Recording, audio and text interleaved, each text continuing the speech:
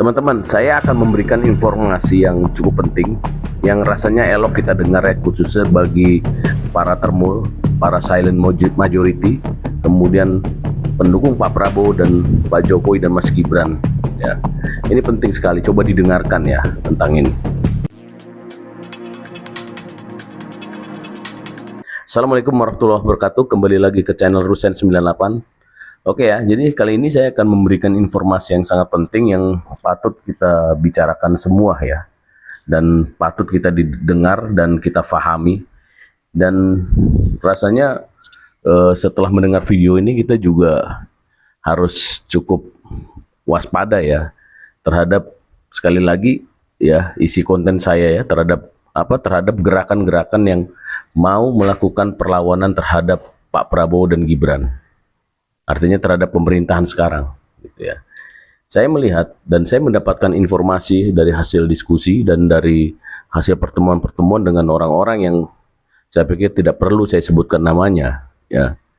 Ya, jadi ini kelompok-kelompok atau lawan-lawan Pak Prabowo ya, sekarang sedang memainkan sebuah gerakan melalui yang cukup masif ya, melalui media sosial gitu ya. Nah, ini target yang mereka bidik teman-teman adalah Seskap Teddy.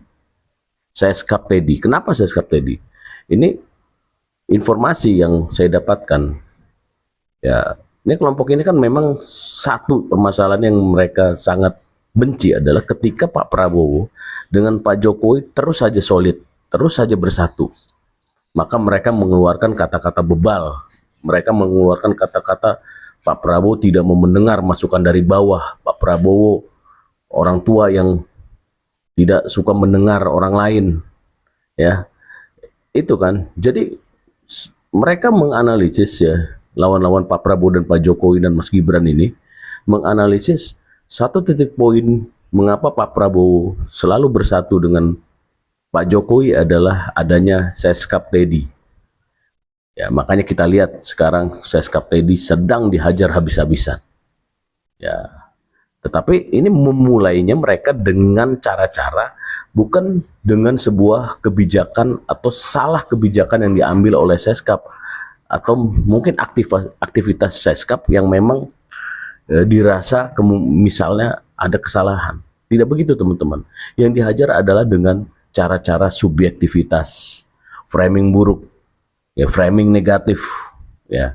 Kita sudah sama-sama tahu di X ya, itu seperti apa ramainya tentang Teddy. Kemudian di media sosial lainnya kita sama-sama tahu di framing seakan-akan Teddy ini adalah ya macam-macam lah. Saya nggak elok mengatakan hal-hal yang sifatnya sangat subjektif gitu ya, dan itu memang sasaran, memang desain teman-teman, desain yang memang mereka ambil. Bagaimana caranya? Ini Teddy ini harus disingkirkan ya, harus disingkirkan dari kelompoknya Pak Prabowo. Karena apa? Mereka meyakini ya, dengan sebutan Hambalang Boys ya, atau apapun itu, salah satu Teddy, yang salah satunya adalah Teddy ini adalah karena mungkin historisnya ya yang bisa kita lihat. Sebelum dia menjadi ajudan Pak Prabowo, waktu Pak Prabowo menjadi Menhan ya di bawah Pak Jokowi, itu adalah kepala ajudan dari kepresidenan dari Pak Jokowi. Ya, ketika dia berangkat ke luar negeri mengikuti pelatihan ya dalam 1 tahun, dan dia mendapatkan juara 1 mungkin, yang di situ prestasi yang baik. Ketika di situ ada training atau sekolah rider atau sekolah ranger ya, kalau nggak salah ranger, di Amerika Serikat, dari beberapa negara-negara yang mengikutinya, dia menjadi sosok yang menjadi juara di sana ya, dalam latihan fisik, latihan strategi, dan latihan perang lah ya, militer lah. Nah, kemudian dia setelah mendapatkan prestasi tersebut, Pak Teddy balik ya ke Indonesia, dan setelah itu dia menjadi ajudan Pak Prabowo dan sampai sekarang menjadi orang kepercayaan Pak Prabowo tentunya. Nah, para lawan-lawan Pak Jokowi dan Pak Prabowo ini, atau terbaliknya lah, Pak Prabowo dan Pak Jokowi ini ya, menganalisa bahwa Teddy adalah kepanjangan tangan dari Pak Jokowi. Jadi Teddy adalah yang menjadi narasumber apa-apa yang dilakukan oleh Pak Prabowo saat ini, ya. Karena pasti Teddy mengetahui gitu, dan itu terforward ke Pak Jokowi. Itu menurut mereka, itu analisis mereka. Ya, makanya jangan heran saat ini mereka terus memainkan apa namanya, memframing, menjelekkan dan menyerang Seskap Teddy, ya. Jadi teman-teman masuk akal ya, kalau informasi ini saya sampaikan pasti masuk akal gitu.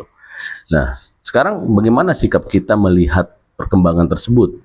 Ya, melihat perkembangan tersebut kita kalem aja teman-teman. Selama hanya subjektivitas yang mereka memainkan, ya, hanya bahasa-bahasa kotor yang mereka mainkan, masyarakat akan menilai sendiri kok. Akan menilai sendiri. Itu akan hilang sendiri dengan cara, ya, ketika Pak Prabowo dan Gibran atau pemerintahan saat ini terus melakukan aktivitas-aktivitas atau program-program yang sangat membantu masyarakat luas, yang bermanfaat bagi negara ini. Ya, sampai saat ini apapun yang terjadi, saya pribadi menganggap langkah yang dilakukan Pak Prabowo sudah benar. Ya, sudah benar jalannya gitu. Bagaimana kita mau menuju, ya, kemandirian energi, kemudian kemandirian pangan, benar nggak?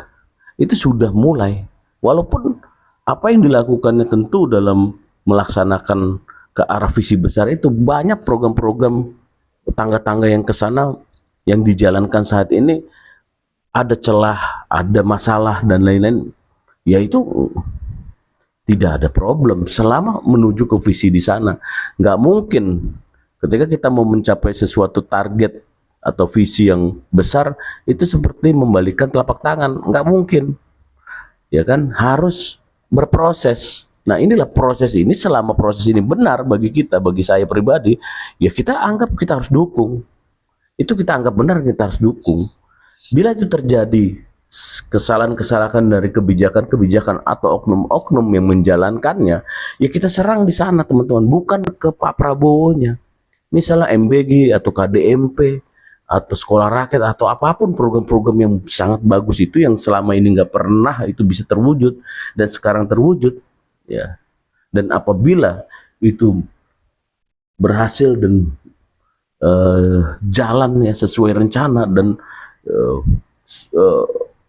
pada saatnya itu sangat bermanfaat teman-teman. Nanti kita kaji lah satu-satu apa dampaknya MBG buat kita, apa dampaknya KDMP buat kita, apa dampaknya sekolah rakyat buat kita, buat negara kita, apa dampaknya hilirisasi buat kita. Nanti kita akan bahas teman-teman. Tapi yang jelas ketika program itu menuju ke sana, ya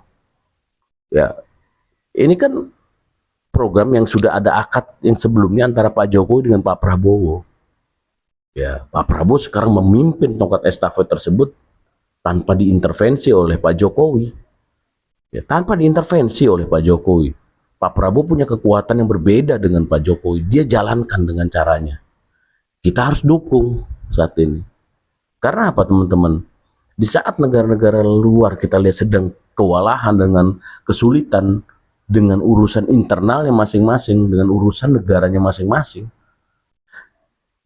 Dan Indonesia kini sedang di jalan yang benar. Ya, kenapa masyarakat kita justru ingin menjatuhkan pemerintahan sekarang? Itu nggak masuk akal dan logika bagi kita. Oke teman-teman, ya, itu harus kita sadari sama-sama. Jadi informasi yang tadi saya katakan di awal, teman-teman tolong dicerna, difahami.